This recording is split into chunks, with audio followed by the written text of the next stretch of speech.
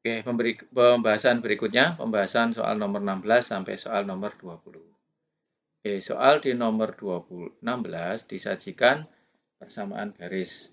Tentukan persamaan garis melalui titik 6, -1 dan tegak lurus garis 2x plus 6y dikurangi 5 sama dengan 2. Sama dengan 0.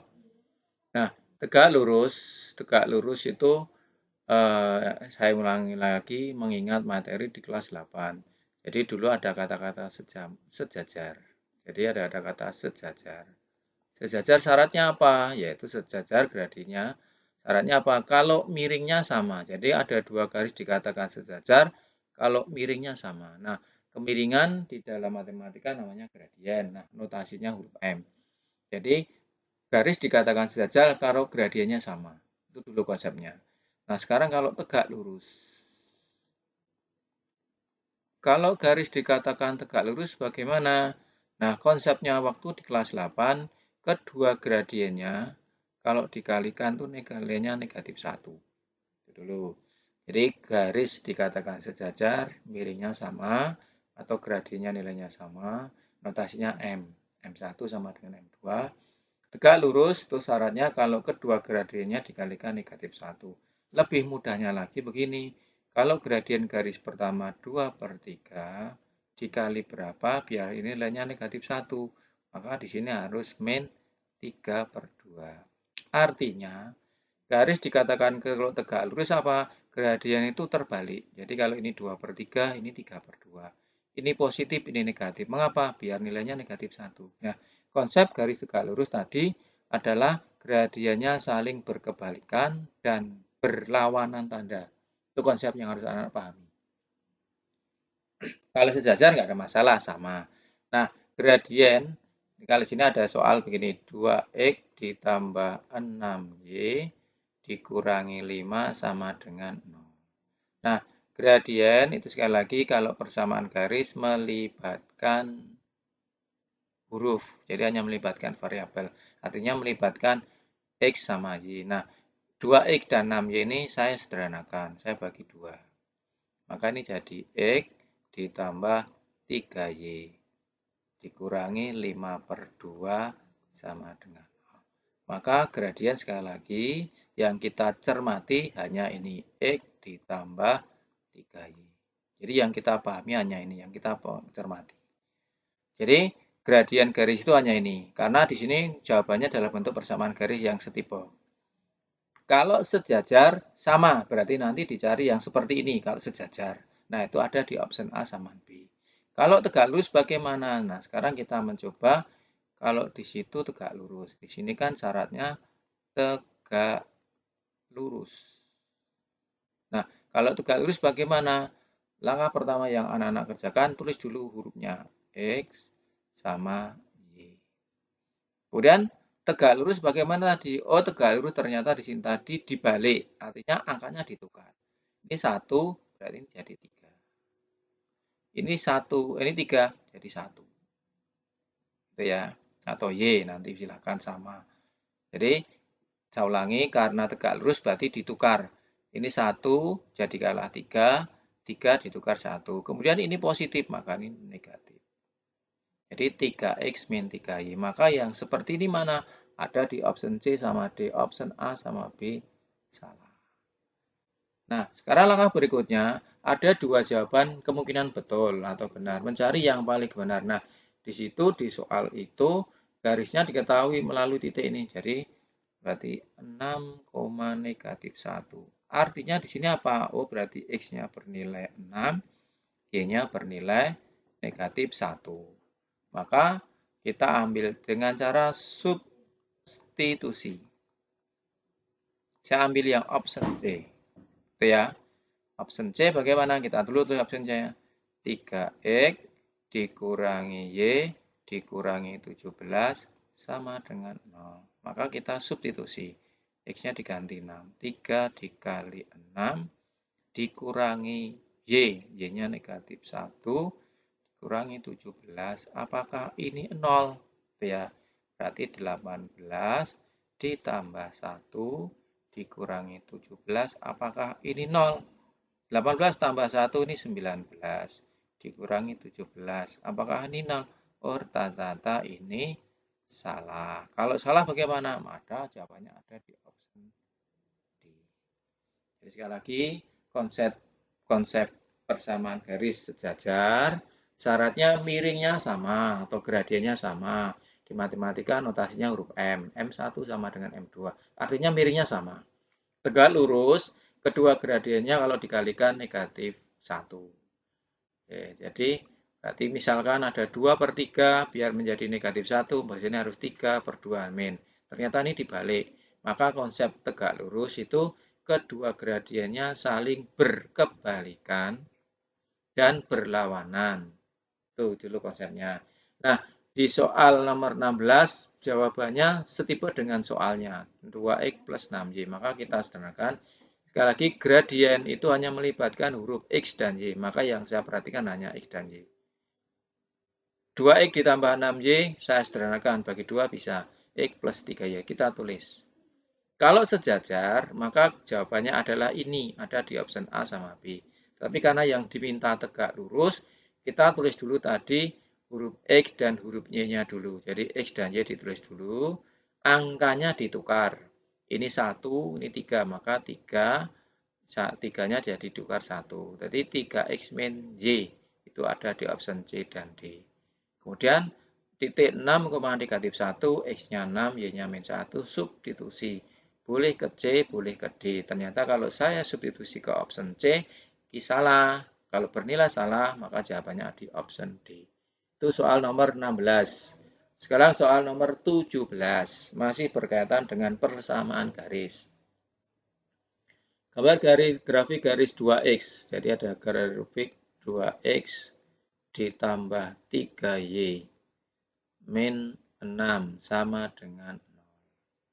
Oke. Ada persamaan garis, di situ mana gambarnya? Boleh nanti cara yang pertama, ada beberapa cara, banyak nanti. Kita cara yang mau lebih sederhana,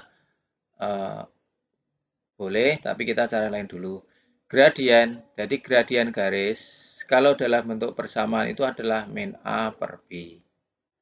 Jadi persamaan garis, gradien itu hanya melibatkan huruf X dan huruf Y, sama seperti soal nomor 16 tadi. Apa? Min A per B. A itu apa? A itu angkanya X, maka gradiennya min 2/3.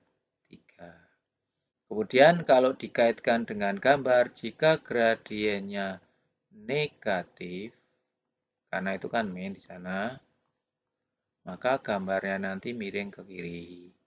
Kalau gradiennya di situ positif, maka gambarnya miring ke kanan. Jadi miring ke kiri sama miring kanan. Nah, karena ini negatif, maka miring ke kiri. Ada di option A sama option B. Option ini salah. Itu yang pertama. Sekarang kita perhatikan optionnya. Nah, di sini gambar. Di sini kalau gradien dalam bentuk gambar, itu gradiennya adalah tidak min A per B lagi, tapi apa? Tegak. Nah, gradiennya adalah dengan konsep tegak per datar. Jadi kalau ini gambar. Jadi kalau gradien gambar, tegak per datar, gradien dalam bentuk persamaan garis min A per B. Yang diminta karena ini negatif, berarti yang gambar ke kiri, ke miringnya A sama B. Sekarang di sini ada 3, berarti ini panjangnya 3. Ini 2, maka ini 2. Ini 2, ini 3. Tegak datar, maksudnya ada sebuah segitiga siku-siku. Di option yang A, itu berarti gradiennya adalah tegak per datar, tegaknya 3, datarnya 2. Option B, itu gradiennya tegaknya 2, datarnya 3. Mana yang sesuai dengan 2/3? Ada di option B, maka jawabannya di option B. Nah, ini berkaitan dengan konsep gambar sebuah garis. Ini yang pertama. Boleh yang cara kedua begini. Cara yang kedua ya, cara yang lebih sederhana begini. 2x ditambah 3y 6-nya saya pindah di ruas kanan. Cara yang lain. Kemudian cara yang pertama, jadi cara yang kedua. Cara yang kedua sederhana, untuk mencari bagaimana kita menggunakan mengandaikan aja ini adalah ditutup. Jadi Y-nya dianggap nggak ada, berarti 2X sama dengan 6. Oh, berarti X-nya sama dengan 3. Jadi ini kalau ini dianggap Y-nya 0. Jadi dianggap Y-nya 0, maka 2X sama dengan 6. Karena X-nya 3. Kalau X-nya dianggap 0, maka ini hilang X-nya. Maka jadi 3Y sama dengan 6. Maka Y-nya ada 2. Kita perhatikan di gambar yang X-nya 3. Yang X-nya 3 itu ada di option B sama option C.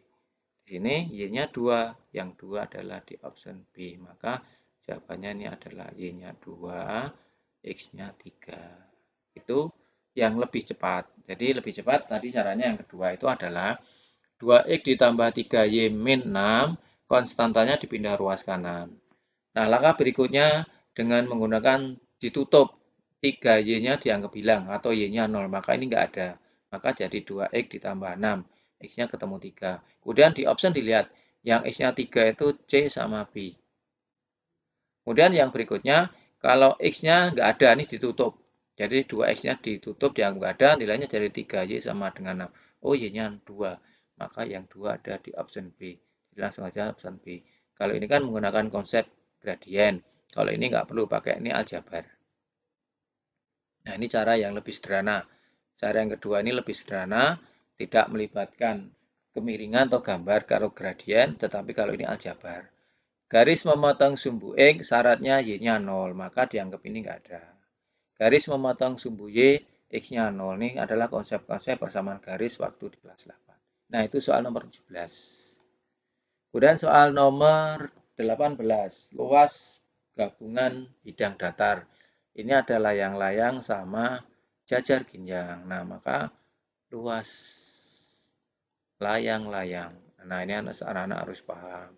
Luas layang-layang apa? Yaitu setengah dikali diagonal pertama kali diagonal kedua. Kemudian luas jajar ginjang. Apa? Yaitu alas kali tinggi. Nah, ini adalah konsep-konsep luas bidang datar yang anak-anak harus ingat. Kemudian langkah berikutnya diagonal 1, berarti diagonal itu kan ini. Dari E ke A, dari F ke D. Karena ini layang-layang, maka FD ini adalah diagonal yang terpocong, terbagi 2 sama panjang, maka ini juga 8. Kan gitu ya. Nah, saya akan mencari panjang EA. Ini adalah jajar ginjang, maka ini juga 10. Karena kan jajar ginjang itu kan sisi-sisinya berhadapan sama panjang. Nah, saya mencari panjang EA. Berarti mencari panjang E, misalkan ini O. Nah, EO berapa? 8, 17, segitiga siku-siku Pitagoras. Maka ingat triple. Jadi mohon triple ini harus dihafalkan. Triple Pitagoras. Pertama yang harus Anda paham, 3, 4, 5. Triple itu 3 bilangan Pitagoras. 5, 12, 13. Berikutnya 7, 24, 25. 8, 15, 17, 20, 21, 29. Nah, ini adalah bilangan-bilangan Pitagoras, triple Pitagoras. Maksudnya apa toh? Oh, 5 kuadrat itu hasil dari 3 kuadrat tambah 4 kuadrat dan seterusnya. Nah, anak-anak harus hafal ini. Mengapa? Untuk memudahkan. Jadi nggak perlu menghilangkan. Oh, berarti untuk mencari EO itu harus 17 kuadrat dikurangi 8 kuadrat. Tidak harus. Kalau anak-anak hafal triple mudah.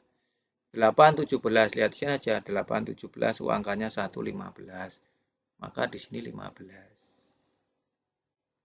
Jadi anak-anak nggak perlu pakai Pitagoras lagi.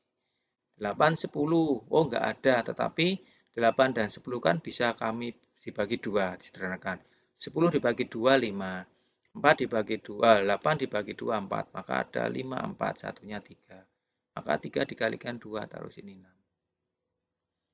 Oh, berarti 6 ini ujung, maka tingginya jajar ginjang juga 6. Oh, kalau begitu luas layang-layang jadi lebih mudah. Oh, berarti setengah kali 16 diagonal satunya kiri kanan sama yang ke bawah, berarti 21, 15 tambah 6. Ini kan disederhanakan. 8. Oh, berarti muncul 168. Sekarang luas jajar ginjang. Luas jajar ginjang bagaimana?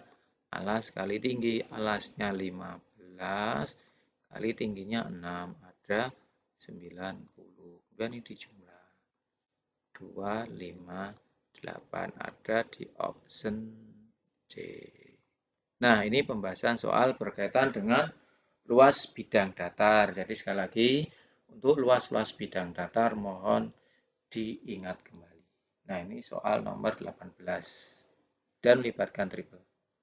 Sekarang 19. 19 ini adalah konsep lingkaran, yaitu antara juring dan lingkaran. Nah, dulu waktu di graf 8 kan gini muncul. Perbandingan sudut A, O, B. Itu berbanding sudut lingkaran, sudut pusat lingkaran. Sama dengan luas juring berbanding luas lingkaran. Kita masukkan gitu. Berarti 120 derajat per sudut lingkaran penuh 360 sama dengan 70 per luas lingkaran. Nah, sekarang ini kan bisa kita sederhanakan. 1 ini 3. Pecahan sama dengan pecahan, kalikan silang. Oh, kalau begitu luas lingkaran itu adalah 3 kali 70. Ada 210 derajat. Ada di opsi. Oh, 270 luas kok. Maaf. Luas itu satuannya cm gitu ya. Cm persegi. Ada di option B. Nah, ini perbandingan. Sudut pusat berbanding sudut lingkaran, luas juring per luas lingkaran, panjang busur per panjang lingkaran. Nah, ini soal 19. Soal nomor 20. Nomor 20 ada sudut di dalam lingkaran. Nah, nanti muncul ada nama-nama sudut. Jika titik sudutnya di pusat, namanya sudut pusat. Jika titik sudutnya ada di sepanjang lingkaran keliling, namanya sudut keliling. Nah, di sini ada sudut CAD, ada sudut CBD, masing-masing menghadap busur yang sama ini. Ya, maka jika sifatnya, jika ada dua sudut keliling menghadap busur yang sama, ini besarnya sama, ini kan sama. Nah, kita coba, kalau ini misalkan X, berarti X ditambah X sama dengan 106. Oh, begitu, kalau begitu 106 per 2, karena 2, X tambah X kan 2. Maka nilainya 53. Oh, ini 53. Ini juga 53. Kemudian yang ditanya CAOD. Sudut AOD.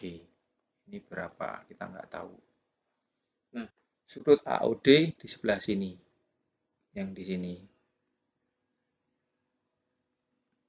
Nah, di sebelahnya ada sudut COD. Jadi di sebelahnya ada sudut COD. Di sebelahnya itu ada sudut COD. Sekali lagi, AOD titik sudutnya di pusat lingkaran, namanya sudut pusat. COD juga titik sudutnya di pusat lingkaran, namanya sudut pusat. Nah, COD yang di sini, ini adalah menghadap busur CD. Nah, tadi ada sudut keliling, juga menghadap busur yang sama. Ada sudut keliling, ada sudut pusat, menghadap busur yang sama. Maka besar sudut pusat ini 2 kalinya, maka ini 2 kalinya. Maka ini muncul 106 derajat. Berarti di sini 106 derajat. Oh, kalau begitu besar sudut AOD berarti karena ini dua sudut saling berpelurus, sisanya dari 180 kurang 106. Berarti ada berapa itu? 74. derajat. Jadi jawabannya ada di option B. Nah, ini pembahasan soal berkaitan nomor 20, sudut pusat dan sudut keliling. Konsepnya, jika ada sudut keliling menghadap dua sudut keliling menghadap busur yang sama, besarnya sama. Jika ada sudut keliling dan sudut pusat menghadap busur yang sama, maka besar sudut pusat itu 2 kalinya. Nah, jadi konsep-konsep itu mohon diingat kembali. Ini soal pembahasan nomor soal 16 sampai soal nomor 20. Nah, 21 dengan nomor 25 nanti dilanjut.